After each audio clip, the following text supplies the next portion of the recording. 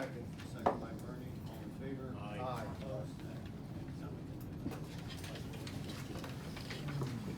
To the flag of the United States of America and to the republic for which it stands, one nation, under God, indivisible, with liberty and justice for all. Thank you. If anyone is filming or recording, please give your name and address to the recording section.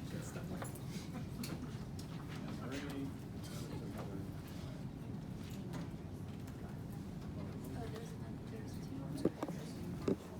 Darlene Barney, I'm sorry? Darlene Barney, B-A-R-N-I, 1943 State Route 980, Cannonsburg, 15317. Thank you.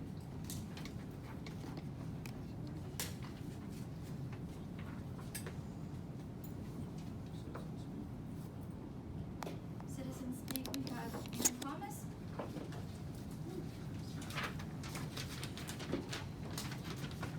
Hello, I'm sure it's no surprise there's been a lot of discussion about school safety and so forth in the past month especially.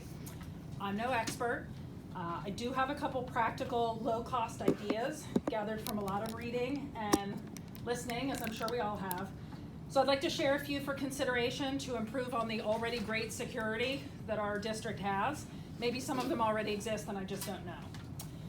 Number one, are blueprints of each building on file with the appropriate police departments, an obvious time saver in a real emergency. Number two, I know night locks are in many classrooms. In an intruder situation, one needs to be in every room, not just classrooms. I'm thinking janitor's closets, storage rooms, teacher rooms, whatever. A simplified version of the night lock is sometimes called a door chalk, and it can be created using scrap wood. In my day, that would have happened in the wood shop. This would allow anyone in any room to buy time, which is what most experts consider a key in those situations. For internal doors that have windows, is there a method to cover them if needed? Could a small window shade operated by Velcro be created by a fax class? Also in my day, home ec. FYI, South Park School District did this and engaged the students in that project. Both number 2 and 3 I just mentioned would actually involve students in the work to create a safer school environment.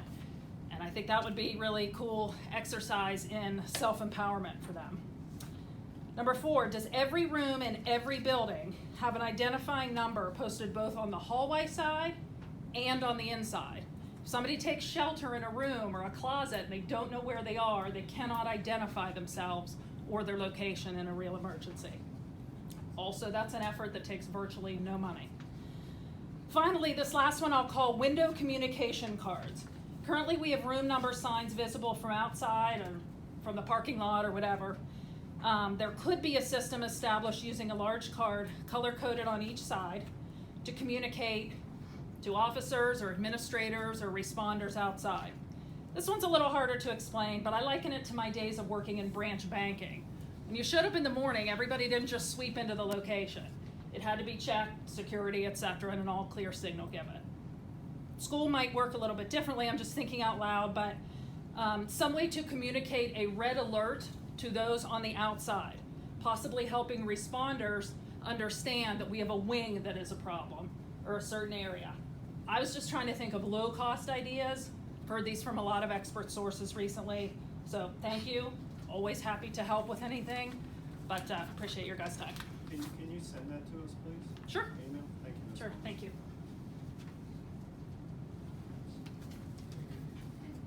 Brian Edesio. I'm here on behalf of the residents of Muse. I'm the Cecil Township Supervisor. There was some discrepancy from our engineer to the board members that there was never a construction timeline or plan for construction and extension of Muse School Street. Nobody had a letter, but I have the letter dated June 1st, 2017 from your architect addressing Mr. Bosley, who since has passed on. Following is the narrative of the Canon-McMillan School District plan to complete the improvements to School Street from the school district's property to Muse Bishop Road. The new Muse Elementary School is substantially complete. The contractors are beginning phase 2 of the site work, which includes raising the existing building and completion of all grading, storm paving, lighting, landscaping in front of the new school. The school district has acquired 12 foot of property from 2 residential parcels on the south side of School Street from Cherry Way to Hickory Street. The school district also acquired the post office property. The school district's plan were to complete the improvements in the entire length of School Street until the Postal Service refused to vacate the building until its lease expired in May 2020. As such, the school district wishes to proceed with the project in 2 phases. Phase 1, 2017, Phase 2, 2020. Phase 1 work will consist of widening existing 16.5-foot cartway to 25 feet with new curbing on both sides of the road. A 6-foot wide concrete sidewalk will be installed along the south side of the road from Hickory Street and will connect to the walk with the school district's property. The 3-4-foot wide walk along the north side of the school district between Cherry Way and Locust Street will be replaced. All walks will have handicap curb cuts at intersections. The fences, landscaping, retaining walls associated with the residential properties on the south side of School Street will be replaced or relocated as shown in project drawings. This phase of the project will require the relocation of 1 power pole by West Penn Power and updated storm system. The schedule for Phase 1 is construction. Start construction July 3rd, 2017. End construction August 18, 2017. Phase 2 project scope is similar to Phase 1, scope involving a 25-foot cartway with a 6-foot walkway along the south side of the road with the construction limits between Hickory Street and East Bishop Road. This project scope will also require raising the post office, installation of a culvert to replace the existing storm under new cartway, a highway occupancy permit to be procured for access to East Bishop Road, as well as one for the school zone flashing signal. The schedule for Phase 2 construction is start the construction June 2020, complete the construction August 2020. The school district will continue to use School Street for traffic ingress and egress to Muse School.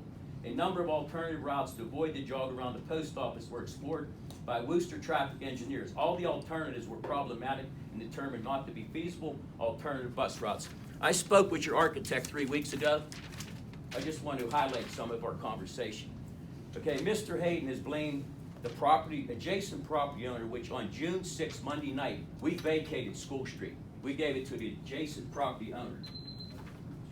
He has blamed the post office running out their lease. He's blamed a turnover administrative staff in the school district not being able to secure a highway occupancy permit. Have you acquired a highway occupancy permit on State Route 519 for your new Canon-McMillan Junior High School? He's blamed Worcester traffic engineers for there being an issue with sight distance at the intersection of Muse Bishop Road and School Street. I've lived there 61 years. I can see 600-700 feet to the south and to the north. There is no sight distance problems. Okay? Something to think about. If the adjacent property owner decides to install a security fence around his business to protect it, access to Muse Elementary School will be blocked off because you would drive into 6 metal ballot posts.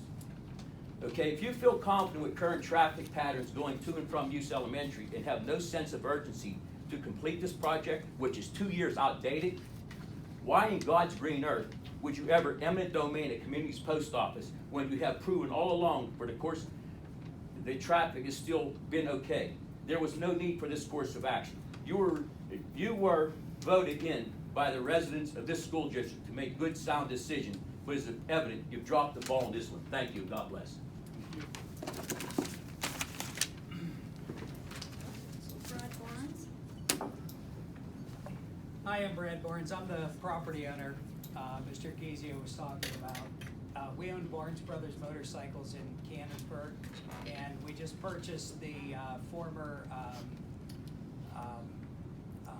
company store in Muse and to move our dealership there. It's been very painful trying to get approval from the township. I met with the architect that Frank spoke about, and he assured me that construction would be completed this summer. So when I spoke to him earlier this week, he told me that it's probably going to be pushed to next year. So we have a major project that we are not going to be able to complete our parking lot until you guys move that road over. So what I'm asking is, I am asking that this not be tabled, that I don't care if it's January, I want that road to be built. The road is already on our property. We've already been given the extra 15 feet that one of the owners donated to the township to get the jog around Muse Bishop Road. And I just need some assurances that I don't start my project and then I have to stop and wait a year and I can't complete my parking for my business, when this was all told ahead of time that was not gonna happen. The other issue with that property is, you have 800 students coming in and out, several times a day on buses and in private cars. You also have all of the other students that don't attend that grade school waiting for buses there. Our parking lot is gonna be off limits. It's gonna be too risky. There'll be tractor trailers coming in and out of there. There'll be traffic coming in and out of there. All of our employees, we can't have parents sitting in cars waiting for that bus or waiting for the buses. So that bus stop is gonna need to be relocated to, a likely place would be the fire hall just down the road. Or have it up at the grade school. But it can't be there. It is an absolute free-for-all at that intersection in the morning. With all of that traffic, with the road jogging around, with those posts, those yellow posts still in the ground blocking the street, most of that is paved. Why can't those posts be taken out and you guys just move that over for now and let all of that property go back to us and do one lane at a time when you're ready to construct it. Every single road is done that way. You don't need to shut that down or only do it when school is out of session. It's gotta be done so that we can move on with our lives and get our business done. Thank you for your comments. Kelly Daniels. Hi. I wanted to talk about the prospect of hiring a new baseball coach. I understand that the position has been posted. Just want to let you guys know, if you are not aware of what myself and some of the other parents are looking for in a coach, when you're considering who you're hiring. This past year has been kind of challenging in terms of some of the kids and their progress with respect to baseball. So when you're looking at the qualifications for the candidate, just ask that you guys make sure that who you're hiring has an extensive knowledge of baseball, and not just put somebody in there that can, as some of the kids were telling me, put balls into a pitching machine and kind of expect the kids to navigate that on their own. That's not gonna make a winning team. Whether you guys know it or not, there's actually a D1 prospect that's playing for us. If you don't know what that means, it's kind of a big deal. He actually is here because he wanted to come and kind of represent his team. They're kind of, they're teenagers, so they're out there on their phones, but I digress. Also, look for a leader and a role model, somebody who's really going to kind of drive the youth and bring them together in terms of what they're going to look at, how they're going to represent our community moving forward, in colleges, because most of them are going to move on to go to a 4-year program, and we want them to say, hey, this is Canon-Mac, this is what they produce, not just baseball players, but good, upstanding young men. We want to say this is what our community is turning out. So that's going to be really important when you're looking for a coach too. Development of strategies. We're competing at 6A level. You guys know, this is like Pine Richland, this is Peters Township, this is Upper St. Clair. We want to be, we want to be unique, but we want to compete at that level. You're going to have to hire a coach that's going to be able to coach at that level. Please look for that when you're looking for a candidate, okay? Look for somebody that's going to build a strong team that's going to support one another. Look for somebody that's going to teach etiquette, apply that etiquette on and off the field, okay? Shaking of the hand, good game. Things that are, critical in terms of mannerisms, in terms of, again, developing character. They're going to be, this individual should be available on the season and off the season as well. Because again, they're not just teaching these skills on the field, but they're teaching them off the field as well. Understand that you're developing players for the next level of play, not just for right now. There's a lot of them that are looking to play beyond the high school level. They're looking to carry this again into college. Communication with the players on their personal performance so that you can build them to be more competitive. Thanks. Thank you. Dana Russell. Hi. To build off of what Kelly was saying, I'm also here on behalf of our baseball parents. And I personally, my husband and I have 2 kids in the baseball program. One that just graduated last year. We have another, our youngest is on the JV team.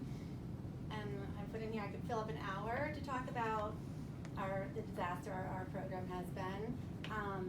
A lot of the positives that she said that we were looking for, I feel is based off of what we didn't get in the past couple of years. One of the main reasons why, personally, my husband and I haven't been to one of these meetings in the past is that we did not want our kids to be singled out from the coaches, which I guarantee you that probably would have happened. But now that the current coach is resigning, there's an opportunity for a new coach. We more or less felt more comfortable voicing our opinions to you guys at this point. The first thing I wanted to talk to you about is the structure of our baseball program. I'm not sure if anyone's aware of how the teams are made. So basically, 8th graders are permitted to be on to the freshman team. So if you have a group of 8th graders now on the 9th grade team, now you create an overflow of each team moving forward. So then the JV has too many kids, the varsity team has too many kids, and all of that results in a lot of sitting on the bench.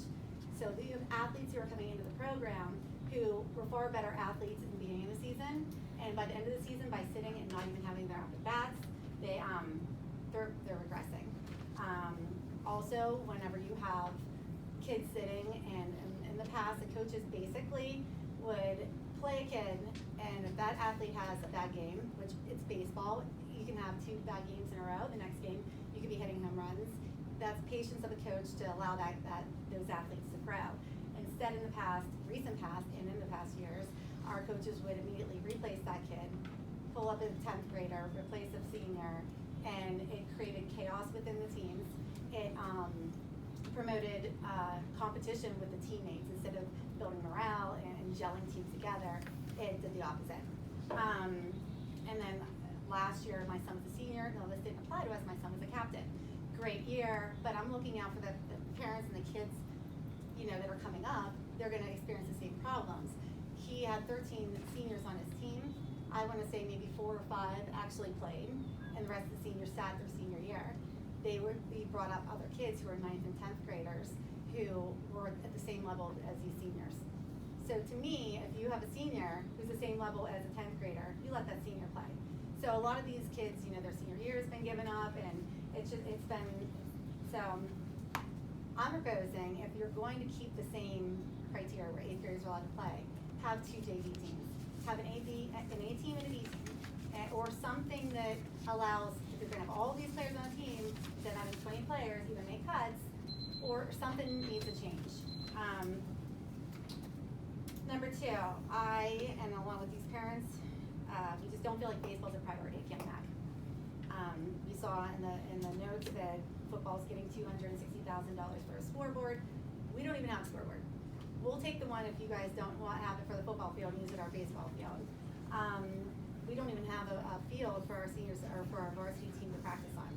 So they're inside of the aux gym getting pitched to by a pitching machine. They're not getting live pitches. They don't have a field to go to, which is kind of crazy to me. So McDowell Field last spring, the bleachers, they needed to be power washed. There was mold covering the bleachers. There were weeds up to here coming through the bleachers. So other teams are coming to us, and we're sitting, it was embarrassing. And like I said, there's no priority. Our JV uniforms, my husband's almost 40, I swear he wore them when he played for Canon-Mac. They're polyester, they're awful, and they're embarrassing. Our varsity team, not so bad.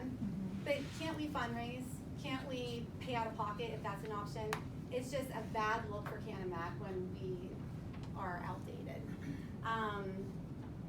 And I just have in here that we pay taxes just like wrestling and football parents do, but yet our kids get the bottom of the barrel for everything. Lastly, baseball practices, again, I'm sure nobody's aware of this, but our kids have to be at the aux gym 5 days a week. We drop them off, those who can't drive yet, and they practice for an hour, maybe an hour and 15 minutes. It's the same drills. It's the same, they don't fix bad technique. It's just, the same thing over and over. It's a pain for us, it's gas, it's time, and it just doesn't make sense. I just propose somebody with logic and common sense, look at the big picture of the aux gym and realize, okay, here are the sports that need to be implemented into the schedule. Give us 3 days a week for 2 hours. Make it more beneficial, and so then that way we're not wasting everyone's time. And especially when you have a $6,000 payroll for a baseball coach, which is to me a slap in the face. I'm not gonna take out 5 days of my time to go coach every single day for an hour and a half to get paid $6,000. So that might be another thing. You don't understand how we're gonna find anybody quality, which Kelly was referring to, for $6,000, who has a normal job, who isn't retired. That's what I'm saying. Thank you for your comment. Yep, thank you. Thank you. All right, moving on to reports and presentations. Tim? Okay, so just to briefly reiterate some points that I already made about personnel. So we're currently recruiting, interviewing, and recommending for hire 15 professional vacancies. 10 of those are full-time, 5 of them are long-term subs. So out of those 15, we have 11 names tonight. We're planning on having the remaining 4 for next week. So we're busy hiring on the professional side. We also have 7 additional support staff vacancies that we're looking for. We have 2 secretary openings, 3 paraeducator candidates, a maintenance candidate, and we're also looking for a head varsity baseball coach. So we have 22, 23 total openings that we're recruiting for and providing names for as far as hire. Busy time of year, but we know that it comes every year, and we'll continue to keep you posted and try to provide good candidates for you. The next piece that I wanted to visit is I wanted to talk about the district rebranding initiative that's been taken on by administration and the district branding committee. And I've got an update for you tonight. We've worked pretty closely over the last two and a half months with O Creations, who is a design firm out of Pittsburgh. And we've got some final recommendations that we want to present to the full board tonight, not only on the CM logo, but on the mascot concept. And Scott, if you could pull that up for me. Right here. If you could just scroll down. Okay. So we took this in 2 pieces and worked with O Creations on 2 pieces. So the first piece was the CM logo. And when we did a survey of our stakeholders back in 2019, we asked our stakeholders, which included our parents, included our administrators, including our staff, what is the most recognizable piece of the Canon-McMillan brand? And we clearly heard that it was the CM logo, right? When people see CM, overlapping CM, immediately recognizable as Canon-McMillan, right? So our kind of charge to O Creations is can you, with that information, can you create something for us that is impactful, recognizable, and something that people are going to recognize immediately still as Canon-McMillan? So they provided us with probably 5 or 6 concepts on the CM logo, and as a committee, the one that's up on the screen is the one that we continue to come back to. And we continue to come back to that one because really it's kind of an evolution of the overlapping CM. It's a more streamlined version of what was already there and refreshed. So this is the one that we're presenting to you tonight as the logo concept that we'd like to move forward with for the refresh project. So as far as the mascot goes, when we started out on the project with O Creations, our mission was we wanted to clearly identify what a Big Mac was. Okay, so we spent a lot of time talking about that. Okay, what exactly is a Big Mac? We did some historical research of the McMillan clan. We did some research of the merger back in 1954. And we found out clearly that Big Mac is a Scottish Highlander and a bagpiper. All right, so as we kind of worked through that process, we also found some interesting facts from the McMillan clan. that the McMillan clan had a very distinguishable tartan, which is the checkered piece that you see on the logo.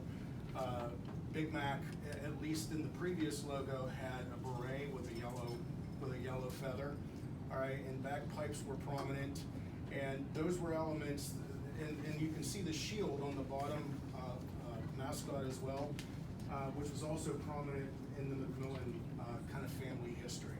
So we went to Oak Creations and we asked Oak Creations, can you incorporate all this into our mascots? This is historically accurate to what Big Mac has been. It's keeping with Canon-Mac tradition, but give us a good fresh look that we can have moving forward, where people are gonna know Canon-Mac's in town, all right? So Oak Creations came back with, again, probably 4 or 5 concepts. This was clearly the one that stood out for us and the one that the committee decided that we wanted to bring to the full board for consideration as a recommendation for us to move forward to. So these are the concepts that we think are crisp. We think that they'll reproduce well on stationery, on merchandise, and we think that people will recognize when Canon-Mac comes into town with these recommendations. So, this will be on the agenda for your approval next week, and we welcome input, we welcome questions, and certainly we're glad to answer any questions that you have. I want to thank our committee for the journalists that you guys did a great job. I know how much time you spent on that committee, and this is fantastic. Very, very well. Thank you. Yeah, Kathy is Julie. Pete has been involved as well as Daniel. We appreciate your input and your support, and we're looking forward to moving forward with a good project. So what are the next steps after this? We approve this format? So we'll need to get it codified in policy as well, because both of those concepts are tied to, I think it's policy 936. So we'll move forward with that. But I think the original plan was we wanted to try to keep it as low cost as possible.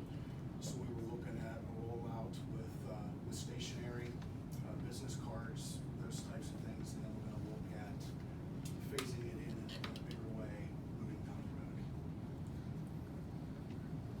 All right, anything else? Thank you. Scott? Good evening, everybody. Tonight I'm going to talk about 2 things. The first one is Title IV, and it's a federal grant. It is a grant that I'll be submitting later on this summer. And the purpose of the grant is to provide all students with access to a well-rounded education, improve learning in the learning environment, and also do that, if possible, through the use of technology. So some of the things that are within Title IV are what's called well-rounded educational opportunities as a category, and another category is safe and healthy students. The value of the grant is around $30,000, and I just wanted to put it out there, share with you some of the things that we have traditionally used that money for, and if you have any suggestions or input, I'd be more than happy to try to take that and see what I can work in within the grant. So underneath the well-rounded educational opportunities, we have paid for students who are socially and economically disadvantaged. We've paid for their AP testing fees, ACT testing fees, SAT testing fees. We've paid for their caps and gowns, helped get them, anything that they may not be able to fully, participate in school-type activities. So we've used the funds for things such as that. We buy school supplies for students who need it, like calculators. We have used it to purchase clothes and things in the elementary, shoes, and anything that a student might need. We've also had it go towards 2 software programs. One is Zello, that we were just speaking of the other night, and we pay for the high school portion of it that helps with career and college readiness. And we also pay for Schoology, which is our online platform that allows all students to access the instruction, through the internet. And under the Safe and Healthy Schools, we pay for a drug and violence program that we conduct in 6th grade. So those are the things we currently have, and not expecting you and that it's on the moment, but if there's something you want to email me or you have even a thought now, I'd be more than happy to take that. But you can chew on that, think about it in the next few weeks. If there's something you can. So this is a grant that we apply for every year. Yes. I guess we typically receive the grant. Provided Turned down? you the things you ask for are underneath those guidelines of safe and healthy students and also well-rounded educational opportunities. So as long as you can find eligible programs with under those categories, typically you do get approved as long as you follow those rules. And the last thing I wanted to talk to y'all about is just Mr. Daniels had mentioned it. I had mentioned it probably on occasion too, is the school district's comprehensive plan, also known as the professional education plan. And every school district in the state, every 3 years must submit one to Pennsylvania Department of Ed for approval. Our time is up for us to submit a 3-year plan. And within that plan, it encompasses a lot of other things: teacher induction, professional development, academic standards and assessments, gifted education, special education. If you have any schools on a special thing, like the high school is on ATSI, which is your additional targeted support for improvement, like their plan gets pulled in. And the key is to plan for continuous improvement for instruction and learning. And it has a number of components to it. Within those 6 components, you have a school profile, core foundations, assurances, and then you do a needs assessment. We're at the point now where we're at the needs assessment. So when we come together for our retreat, what we'll be presenting to all of you are our strengths and challenges. And then we'll seek your input on which ones you feel are most a priority, and then we'll action plan and set goals for us to work towards that over the next 3 years. And just some other points to try to get your brain going in that direction. The components of the comp plan are curriculum instruction and assessment, frequent monitoring of teaching and learning, focused professional development, and then a supportive learning environment. So like those are your categories of which you will find challenges and strengths, and your action planning could include other things outside of that if you think they present a barrier to the instruction and learning. And you're gonna supply this Saturday whenever we're at our retreat so we can look at this further. Yes, we're gonna talk about the strengths and challenges that have been identified by the district steering committee, and what potential ones do you feel the district should pursue? Scott, going back to the grants, how do we close them? What time frame do they have to be spent on, right? So they have to be spent during the calendar year for school. Who do we report back to on how the money spent? How is it approved? Things like that. I mean, just to educate all of us. A lot of different grants going on. The federal grants that we are traditionally accustomed to, which is Title I, Title II, and Title IV, run September 1 through August 31st. They run, that's their fiscal year. And we apply annually, and we can carry money over if we don't spend it all, but our current administration tries to plan accordingly and get that money spent up and file final expenditure reports with the Department of Education at their anniversary date, so that we can then start another grant. When Grace and I took over, there were thousands of dollars that were unspent and carried over from year to year. So we did our due diligence and we got that money spent down, and now we're working on a calendar year for those types of grants. ESERS is a whole different ballgame. Lots of money, lots of things spread over 3 years in some cases. So we'll be working to spend down ESERS money until 2025 probably. Another question about the grants. So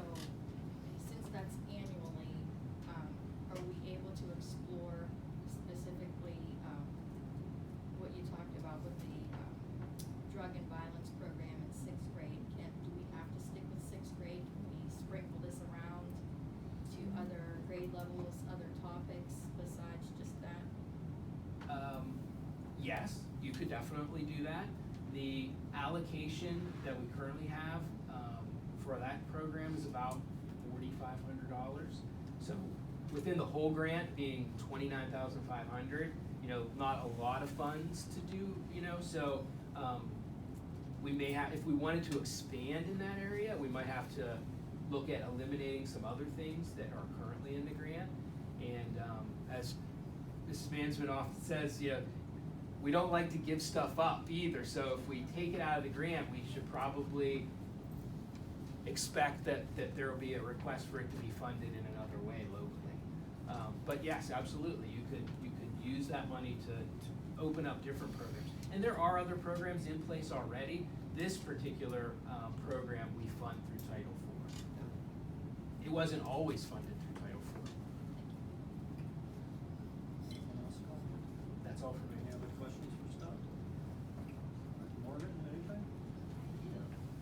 So I just have a few highlights from the end of the year that went on at the different schools. That I went to. Hughes Elementary celebrated their SRO officer Douglas's retirement, and they honored him and a bunch of other local law enforcement with a superhero breakfast, they called it.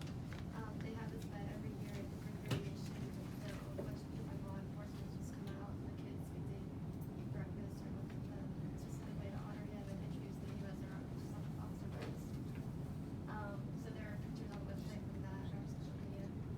And then in-person Epic Village showcases returned from Hughes Elementary and Borland Manor Elementary recently also. This is one of their first big in-person events for the year, toward the end of the year, and it was divided up between the different grades, and families just came in and got to see the projects, and it turned out really well. And there were also some pictures and videos up on our website and social media from that as well. And then we also had 16 student athletes qualify for the track and field safety championships. It was a 2-day event that was held at Shippensburg on Friday and Saturday, May 27th and 28th. And there are some other highlights from that as well on our website in the articles. And then if you go to our website on the third bubble where the spotlight page is, I went through and I updated highlights from the whole entire year. So if you get a chance and you want to look back and see how this year went, there are some highlights all the way back from the first day of school. Yeah, I saw where one of our track people won the 800, like a national tournament in the 800, which was Mr. Roman, is that his last name? Which was really good. Any Yes. questions for Morgan? Oh, and our Hall of Honor ballots are going out for the committee to vote. We had 24 total applicants. 4 people declined, so they'll be voting between 20. They get to vote on at least 3, and they're due back by the end of July. So they'll be announced at, I believe, the football game over Labor Day weekend. There'll be a ceremony, and we'll announce them to everyone for the new members of the Hall of Honor. How many, Scott, do we typically, is there a set number that gets accepted? The 3 has been the traditional number that they look to. They've done less, but 3 has been. I think this is probably the record number of people that we've had. Oh, yeah. Nominations, yes, definitely. And then voting for that will actually start as soon as voting for the next year, as soon as voting ends for this year. So I'll put that out on the website and on social media as well. Any questions for Morgan? All right, thank you, Morgan. Joni? So my report this evening is regarding a few agenda items that we'll touch later on. So I'm gonna just do them right now all in one time, but as we get to them, I will talk about them like I did with the since they're bigger ones. There's a recommendation to approve the budget for next year at $100,910,447. That includes a .0471 tax increase. In like layman's terms, like almost half of a mil.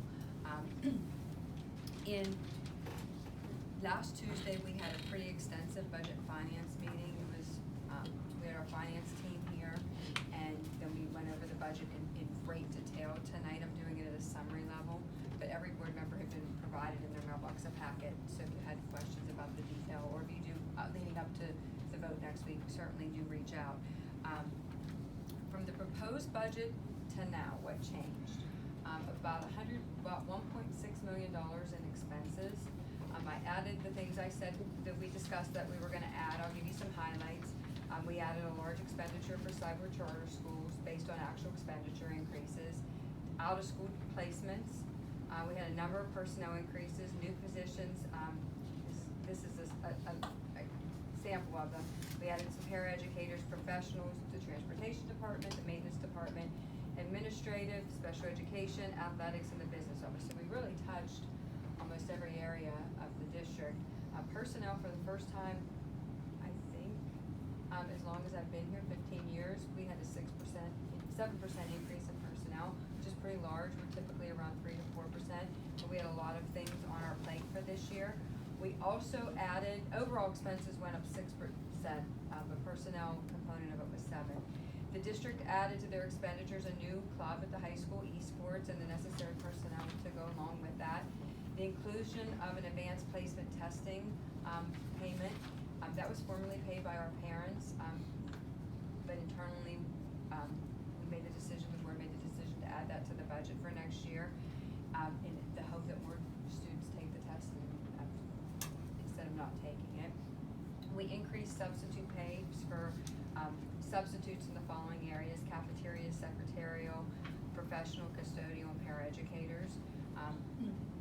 For professionals, we went from $100 to $150 a day. For the cafeteria, secretarial, custodial, and paraeducators, we went from $10 to $12 an hour. We phased in additional bond payments for the new middle school that's set to open in the 22-23 school year, and we're prepping. There's preparation in the budget for a new elementary building on our Wileyville campus out in the future after we finish the middle school. The budget also included ESSER and ESSER-ARP grant monies. The grant monies that we're gonna be expending or planning to expend in 22-23. As Scott said, those are evolving and it may change, but that's what we plan right now to spend. I will periodically, as part of budget and finance that we talked this week, provide you with updated listings as the team evolves or changes that document so that we provide full transparency. And we changed some other programming. So that was the 1.6 million in terms of expenses. Revenues, what I changed between proposed final budget and final budget was, if you recall, I level funded state funding. Even though there is still no plan to have a state budget in place before June 30th, we know that our deadline is June 30th and our tax collectors are ready to send out tax bills on July 1st, so we aren't given the luxury of being able to wait. A lot of cascading and downstream things happen after you approve the budget. So I shared in the Budget Finance Committee, the governor's asking for $1.5 billion for basic education funding. My professional organization has a legacy and advocacy arm, and in those efforts, we were given templates of how to predict our numbers because the basic ed formula is such a complicated formula, and I settled on $375 million, and then put our numbers into the template and added that to the budget.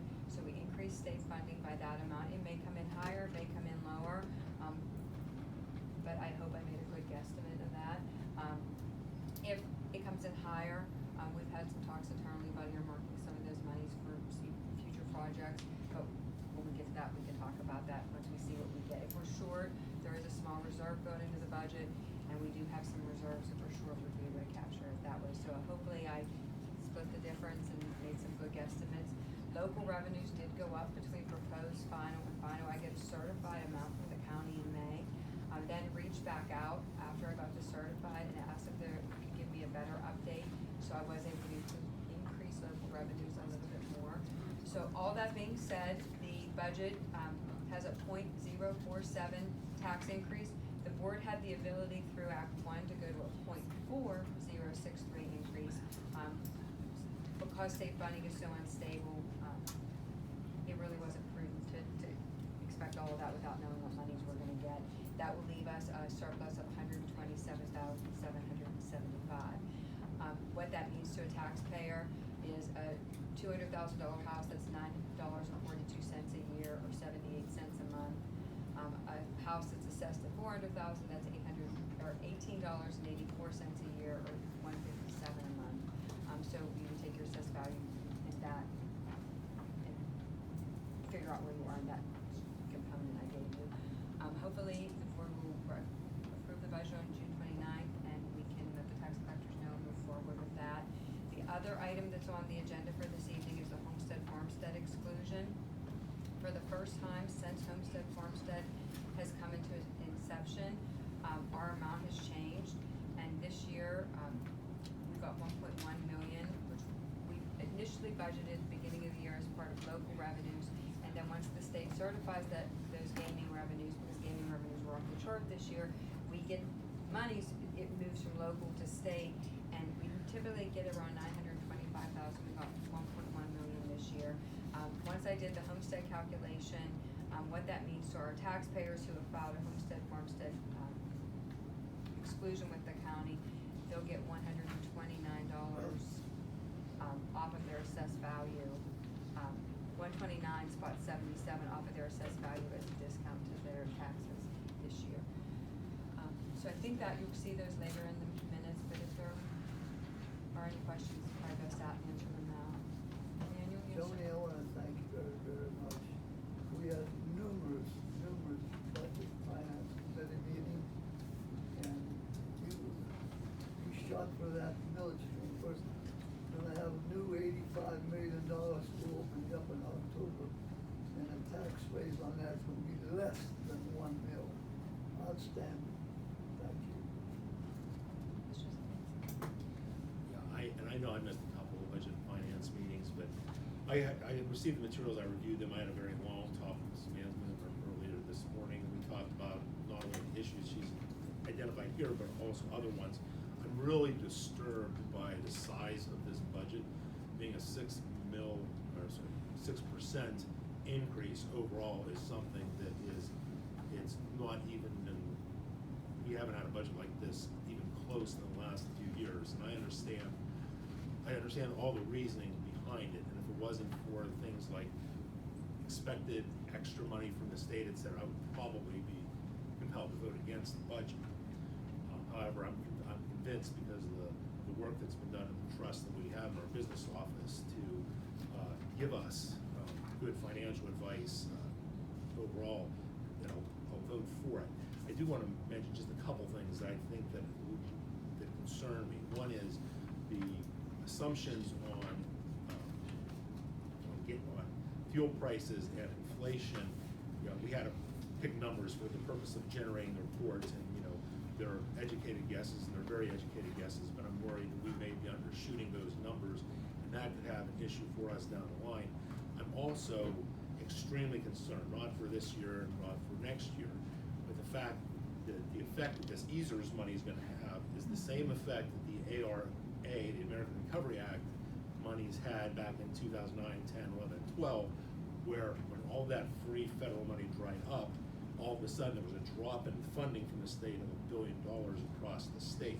I have a real fear that we push our budget up as high as we're talking about pushing it up this year. We get used to the type of spending and recurring costs we push into the budget, and then to have a drop off in 2 years, 3 years, like we saw a decade ago, it could be a significant problem in the future. And I think that it's incumbent on everybody sitting at this table to make sure we are mindful of that moving forward, so that when we get 2 or 3 years down the line, we understand that money goes by. So when the ARA monies went away, we had that year where a certain number of teachers had tritted out. We didn't replace them. We had a contraction and a reassignment of programming, and I think it's the only time in the last 15, 20 years that we've actually done that. And I'm really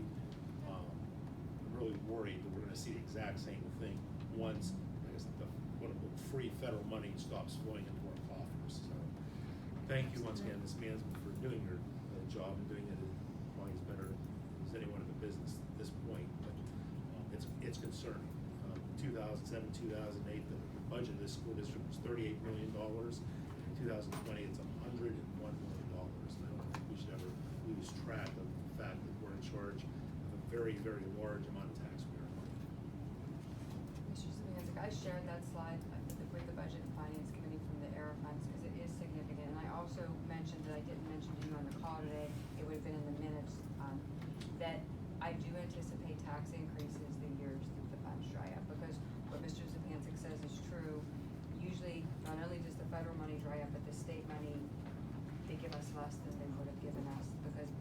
they're getting state money as well that they're passing through to us. So I did convey that at the budget and finance meeting, that while we see a modest tax increase here, I am expecting down the road there will be bigger ones. We'll be all right. What about the audit? You done with the attorney general? Very good timing. They reached out to me today. I have yesterday, I have a Zoom call tomorrow with the senior auditor and the director.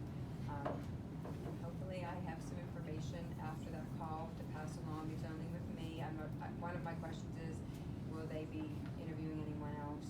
When will the report be published? One of the other schools that are part of the performance arts reached out to me today, and their call is tomorrow too. So it seems like we're all on deck. So I'll let you know how it goes. Have you gotten any feedback from other school districts as to what faced the audit? Well, so none of us we've all received similar, yes. We meet as a group. We meet with PSBA, CASA, and my organization, PASBO. We meet every time we get a request for information, and we collaborate. I mean, obviously our questions are unique to our school districts, but we've been asked similar questions so far. There were 4 RFIs. This is the 5th request. It's now an interview, which I've been asking them to do because I think they needed some context, given some of the questions that they had asked. We haven't gotten any feedback because we were told at the onset of the audit that they're gonna do a final report with all 12 schools at the end. So I do anticipate, as any audit, that there may be some recommendations. You know, and just like our local audit, we welcome those if there's ways that we can gain efficiencies or do things better. Do they have a targeted end date? They told us initially July, so I'm hoping that this is my exit audit, or my exit interview, but I don't know until I have it tomorrow. But I will definitely update you as soon as I find out some more intel. Any other questions for Jody? Thank you, Jody. Charlie? Yeah, I just want to touch on the highlights and unfortunately a low light. In our transportation department and construction projects, we have a lot of them. So on the transportation side, every summer, the state police come in and they inspect all of our buses. That typically happened always mid-July. And last summer and this summer, they kind of moved us up to the end of June. So that week is this week. It puts a little bit of pressure on our mechanics in the garage. Obviously, that short time frame to get everything prepared for inspection, especially this summer, we're 1 short, so we usually have 4 mechanics on staff. Right now, we have 3. But to this point, we're 3 days in. It's a full week process. There have been no issues on the inspections, so that's going as planned, and hopefully we don't run into snags by the end of the week. Maintenance side, we do have a lot of projects going on. I'll start with the support facility, which I feel like has been going on for way too long at this point.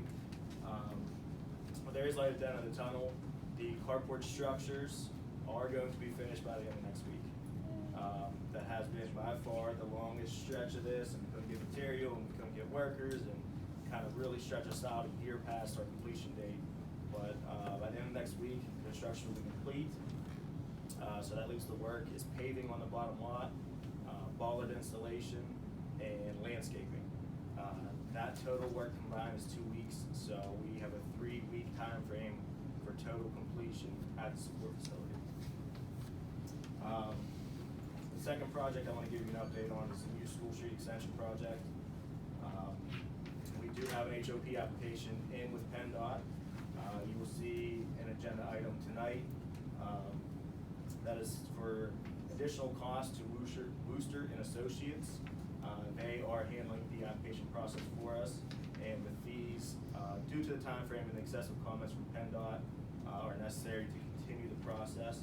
So you'll see that on the agenda tonight, along with an agreement with MDM to prepare the easement documents to use Mr. Barnes' property for that turning radius. So we are waiting on the permit from PennDOT, but you do see the action tonight to expedite that process. Boiler Manor roof, Again, another agenda item tonight, that is a change order for a credit of $2,000, and that's for cosmetic damage to an HVAC unit. Once that is approved, that project will be closed out. So that's another one we'll be completely finished with. Cecil Intermediate Classroom carpet replacement. Graham Construction will be on site Monday, this upcoming Monday, to start demolition and getting all the old carpet out of the building. They anticipate a 10-day project, so it's a really quick turnaround, do the entire building. So that's another one that mid-July we should be able to close out. Baseball and softball turf infields, again, it's on the agenda tonight. We did receive bids to turf the infields of both projects. Well, we received a bid. Unfortunately, it was over double what we expected, so you will see the recommendation tonight is to go out to rebid. When we reached out to companies that we expected to come in and bid, they were just kind of overwhelmed with projects currently, so they didn't have the ability to get us in, so they didn't bid on our project, and one person that did must have known that. So we are recommending to take that out to rebid at a more favorable time to get a price point that we were expecting. Lastly, the middle school project, I'll just touch on some markers that we hit. We completed in the building the entire window installation. We have permanent power into the entire building, so we eliminated the temporary power. Ceramic tile is installed throughout the entire building. The drywall is finished, hung and finished in the entire building. And the ductwork in all of the classrooms for the HVAC is now complete as well. The projects that are continuing to work on, the ceiling grid in the entire building. We started the external, so the curbs, the sidewalks, and preparing for landscaping. The temperature controls and fire alarm wiring is going in throughout the building at this time. And painting and insulating all the plumbing is currently taking place as well. When I began, I said there was a low light for the night tonight, and our lighting fixtures for the building were initially scheduled to be here in April, and then May, and then this week, and now mid-July. While that's not a total shutdown of the project, it does give us issues with completing. So we use a sequence of work, and work has to be completed in a certain order to make the building turn out the way it needs to turn out. Jordan, I have to cut in here, because I was in Buildings and Grounds the other day. When we were having this discussion, Greer, our architect, was telling us that the project is still on board to open when it was supposed to. This lighting fixture issue is the one thing that kind of messed that up. Correct. And we were looking for new input as to when that might happen. Are we now like in the danger spot for not being able to open up? So we had a coordination meeting today, and as of yesterday, we didn't have a date that legs would be there. Today, the vice president of the company that's providing those came to the meeting, and we're gonna start receiving them the week after July 4th. So we still are in the window to open on time. It will cause us slight delays, so substantial completion did slip from October to late November, beginning of December. But that is final on our timeline, and today's coordination meeting went very well. We were able to maneuver some of the trades, so we want to follow that sequence of work. But there are areas that we can kind of change that sequence of work and still be able to complete the project the way we want to complete the project. So all of the contractors came together today, and we discussed a way to get flooring installed, get casework installed, and still be able to protect those things while we do the lighting fixtures. Are we changing the cadence of the meetings to weekly? Like We are also moving from bi-weekly to weekly coordination meetings starting next Wednesday. So while it's not the greatest news, looking at the overall project, we are looking to move in over Christmas break as planned next year. And with weekly coordination meetings, we should be able to keep a better watch and have some better updates for you. Relative to Joe's comment before about fuel prices, are we not locked in, or are we at the mercy of the market right now? Or? So our consortium, their contract ended last year. And it was obviously during this time of turmoil and prices raising and lowering. So right now we're at the mercy of whatever the price rack is off the rack, that's what we're buying until we lock in. So what saved us on this last school year was that we always carry over some from the year before, and you're locked in on that price for the year before. We use that, and now we are just buying off the rack. Is there any plans for the consortium to do any more bargaining to get better prices? So they did go back out, put a bid out, they accepted a bid, and that bid is just rack price minus X amount of cents, whether it's diesel or gasoline, but they won't lock that in until the rack price is something that we all agree on. So they are out there, they are working towards a deal, but right now it's just not a good time. How big is the consortium? Allegheny Intermediate School, so Okay. pretty large. Yeah. Hey, if I may, to back up to the baseball, softball fields, there were a couple questions from some in the community about an agenda item that you alluded to that will be reviewed tonight, or well, it's on the agenda tonight for voting for next week. And that item is reject the bid for the fields, right, for turfing the fields. That doesn't mean that the project is going away. It simply means we're asking the board to formally reject that bid so that it does open the door for us to be able to entertain newer bids or Correct. other bids. Correct, it would be to rebid the project at a more opportune time to get other bidders involved. Good, thanks. Any questions for Jordan? The gentleman that spoke tonight, and I can't speak on roads or easements or fixing anything like that, but they alluded that bus stop is very dangerous for the kids. I mean, I think that's a pretty easy move, is to move that bus stop, right?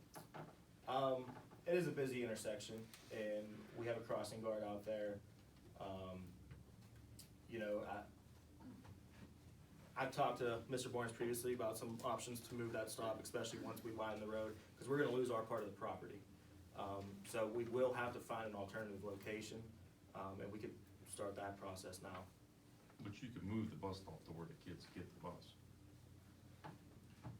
We can move it to where they get, You can move any of the bus stops, right? He Correct. said where the kids waiting for the bus, they're like running around and it's a zoo. Like you can move the bus stop to anywhere, that's an easy thing to do, right? correct, yeah. I think you have some considerations to move a bus stop, and then you can bring a proposal to the board for their approval. Right. Remember those poles that we had to, Alright, any other questions for Jordan? good job. Frank Volcano, by the way, his name appears on this agenda. He will join us next week to give his sports update. Grace also in this one? Yes. Alright, moving on, recognition. We had a couple of recognition items submitted, really special. Mackenzie Bowman and Bethany West, each, after 1.5 years of intense training, have received their credentials as facilitators in language essentials of teaching, reading, and spelling. It's a really big deal for us, so that's, congratulations and hats off to them. Cecil Intermediate School band teacher, Dina Grandstaff, she's among the quarterfinalists announced for the 2023 Music Educator Award presented by the Recording Academy and Grammy Museum. So we were kind of told not to share that information until they released it publicly, and finally we were able to share that with you. We'll stay tuned, and hopefully we can give you information that indicates maybe she was selected. And if so, she would be given a free trip to the Grammys and walk the red carpet and receive her recognition. So really special stuff. And you can read the rest of the information there. It's really exciting. Okay. At next board meeting, we'll look for approval on board minutes from our regular board meeting in May, branding committee, budget and finance, curriculum, building and grounds, and our agenda meeting. Moving on to financial approvals. At the voting meeting, we'll be looking at authorizing the Director of Business and Finance to approve the payment of bills and accept all those responsible bids during the summer. That's Mr. Price, will be our representative. We'll be looking to approve approve the wage tax reports, bills for ratification and approval, treasurer's report, and budgetary transfers. Is there any questions or comments on any of those items? All right, Michael. Okay, so, under my report, the first item, Ms. Mansman pretty well covered the operating budget. We'll have that there for your approval for next week, as well as the tax resolution item, the homestead farmstead exclusion, resolution, and then we have the, personnel and substitute list, for your approval. The personnel sheets, still lots of interviews for lots of vacant positions. I think Mr. McCullough said, what, like 14 open? And, there've been lots of interviews, going on, and we'll have those empty slots filled in for you, for next week. The athletic bids, as presented, they're all in. The 128th Century Sports, I'm assuming is for uniforms and stuff? Typically, yeah. Yeah, those are their athletic bids. Yeah. The intermediate Unit 1 annual services to non-public students, we have that presented to you for your approval each year, as well as the fundraisers, the multitude of fundraisers you see there. That's the most I've ever seen. I think there are 40. That's more than I've ever seen on any of our requested fundraising. Well, good for them, and we hope they can Yes. achieve their goals, if indeed that gets approved next week. And then we have a number of contracts and agreements, just a lot of renewals. I'm not right offhand seeing anything new except maybe the newsletter agreement that was increased over what was already approved.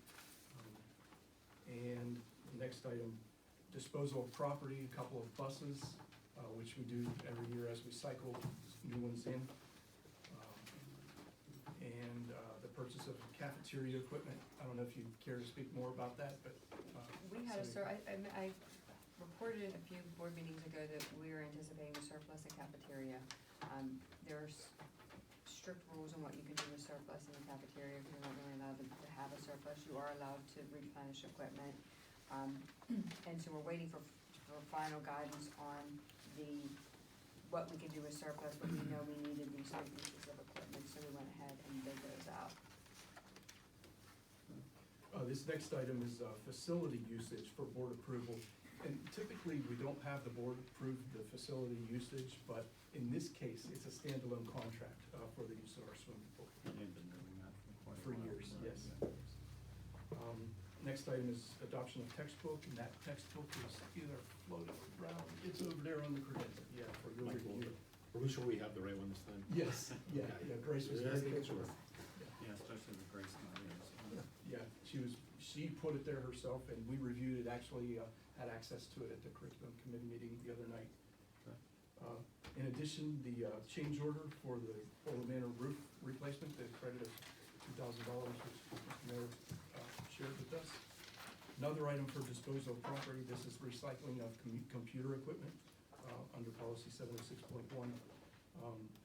And then we have a student stipulated adjudication for your approval, discussed in executive session. So all those computers are all being replaced by new ones then? Yes. Is that typical? That seemed like, I mean, it was pages, Yeah. like, I'm like, what did we do? Did we find something in the attic that we hadn't addressed, or what's going on? Well, you need to know that a lot of times what happens is, our tech department is so resourceful, they tear apart those computers as they age out, and we can still use some of the old parts, right? So there's an abundance of them that get cycled in and out, but we keep the valuable parts and rebuild and replace and what have you.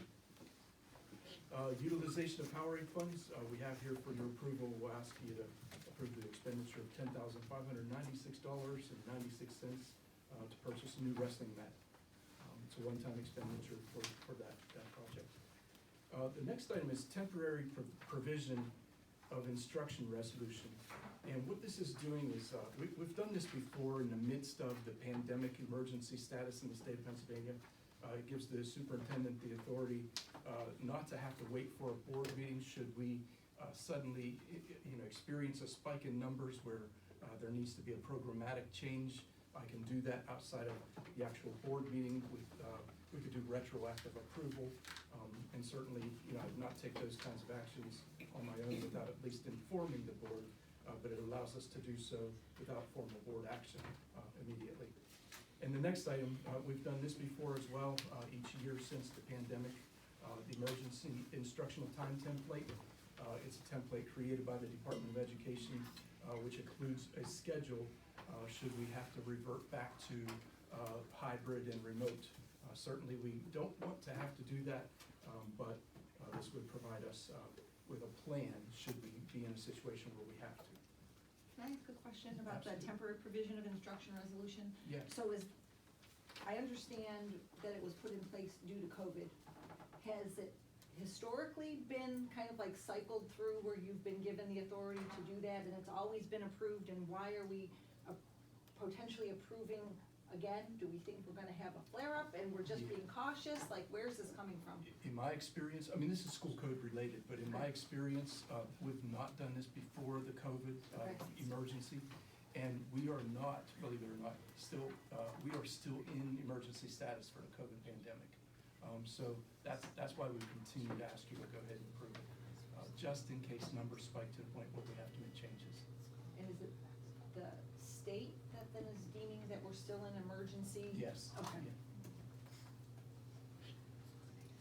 Any other questions about that? The next item is new stadium scoreboard and carpet contracts. We'll ask you to accept those bids. Next item is, Mr. Chambers has feverishly, throughout the course of the year and the years prior, kept up almost daily, probably even on weekends, and I know he does it in his sleep too, present to you the enrollment numbers and what's going on and projections for class size and what have you. Well, we're at the point now where there's a reality at Weilandville, and we know we need a new building out there pretty soon, and we've already begun talking about the design phase and the financing of that project, but it can't wait until we have that project completed for us to create more space for incoming students. Rather than have large class sizes and problems with quality of instruction, we are proposing to the board to consider the purchase of a portable classroom using ESSER grant fund monies. So we're actually able to find one at this cost, well, we say not to exceed $130,000. The actual unit is $121,000, but when we look at permitting fees and all the installation and wiring the electrical components and the utilities, we believe by asking you to approve not to exceed $130,000, we'll still be under that. And this provides 2 classrooms? It's a double, yeah, it'll be 2 classrooms, two trailers, it's 1 unit, 2 trailers, Right. double wide. Very necessary, and I think you found throughout searches throughout the country, this one company is able to assure us that it could be on site, it will be on site and up and running and ready to go for the start of school. Yes. This next item is for your approval at the high school of Best Buddies Club. And right now they have what's called the SEC Club, and the SEC Club really began in the interest of special needs students and incorporating them into the community with activities and what have you. Well, the Best Buddies Club is kind of like a transition from the SEC Club. It generalizes greater attendance with not only special needs kids, but regular, general population people as well. So it also has a connection with Special Olympics, and we ask you to approve it here in June rather than the beginning of the school year, because if indeed you do approve it in June, there are some applications the new club can complete to be involved in and participate in Special Olympics. So that's that program. Next item is, it's under survey by policy. Anytime we have a survey administered in the district for any reason, the board has an opportunity to see it and approve it or say no. But this is specific to a doctoral student at Robert Morris University who wants to do some studying about the effects of phys ed, and there's a schedule there for your review. So she'll have a post survey and then I'm sorry, a pre-survey and a post-survey, and she'll compare, the results of her curriculum she's This going is to. gonna be at all the elementary schools or At this targeted time, ones, it's or- at the elementary level, but at this time, she's scheduled to be in Borla Manor, and then may branch out to South Central, but we allowed it to be at the elementary level, so that if it has to go to other buildings, it could grow into that, but it'll start at Borla Manor. Next item, we've had some powerful storms around here, and the last one that caused major damage in the region, it touched us as well. And, we had some, goalposts and fences and, I'm sorry, did skip donation. So I'll go back to that then. 6.23 donation, very, very generous, kind donation from the Canon-McMillan Quarterback Club. Rogers Athletic 4-man sled, valued at $6,000, and the Rogers 32-foot zone chute, valued at $3,500. So we would hope for your approval, and they can get busy using those things when they start practice. So back to the temporary goalposts item, due to the damage created by the storms at our field, we need temporary goalposts, just because we know that to replace the permanent posts, which are damaged, and instead of waiting for our insurance carrier to tell us it's covered and we're gonna get it done, we want to be able to play our home games on our own field, and the only way we find that we're going to be able to do that at this point is to get these temporary goalposts in here that are WPIAL approved for us to be able to play the games. So we ask you to purchase these If posts. something happens between now and the August board meeting, which is, the insurance may come and tell us that it would be covered, then this motion wouldn't occur, and we would tell you that at the August meeting. So there is a chance that we won't end up having to use this, but this is to protect us so that we can move forward in that July month when the board doesn't. Right, but if the insurance company approves it, would we be able to get the work done in time to That's start why- the season? Yeah, we're just gonna move forward until we find out what their response is. Yeah, we need a plan B, and especially knowing, as you said, you don't have the July meeting, we can't just, wait around and hope, right? And the next item, as Mr. Mayor alluded to, the New Street School Extension, we're asking you to pay the bill for Wooster and Associates, $9,250, to get that going. And as I shared, the next item is the baseball and softball field renovations. We ask you to reject that bid that came in, more than double what we anticipated. And all of a sudden, we had a boiler issue at the middle school, and, well, just unplanned for, there's 28, it's not to exceed 30,000. I think This it was happened 28 after plus building additional grounds. costs for installation. Yeah, so that building's going out, as Dr. Taranto told me, kicking and screaming. So, it's unfortunate, but we have to do it, we have to keep the building up and running, and safe for the people occupying it. Mr. Daniels, this motion is a little bit different than we normally have. It would be, that was why we added not just the bill payment, but be able to end the board treasurer to accept the bid in July. Because if we don't have it bid out, we have to bid it out over 3 weeks, and we won't be able to have it in place to start school, and the inspector won't allow us to open school if we don't have it done. So that's why I would be temporarily, me and the treasurer, accepting that bid, and then coming back in August and adding it on. That's a little bit different. We haven't had a motion like this really before. That is unusual, yeah, thanks for pointing that out. Hey, may I ask a procedural question before you move on to 7? About the new School Street extension, what do I need to do to get on the agenda to get a vote that's not done just when school is out, that construction can be completed at any time like any other bidder? What do I do? Cause I don't know. So let me tell you, the meeting is not designed for discourse. How about we see to it that you get a phone call, okay? Okay, Okay, thank you. sure. Okay, any questions for Michael on any of the topics that we reviewed? All right, informational items, donations, nothing at this point in time. Yeah, I'll read the donations at next week's meeting. Okay. Is there any other thing that you all would like to discuss tonight? All right, motion to adjourn by Joe, second. Second. By Bert, all in favor? Aye. Thank you.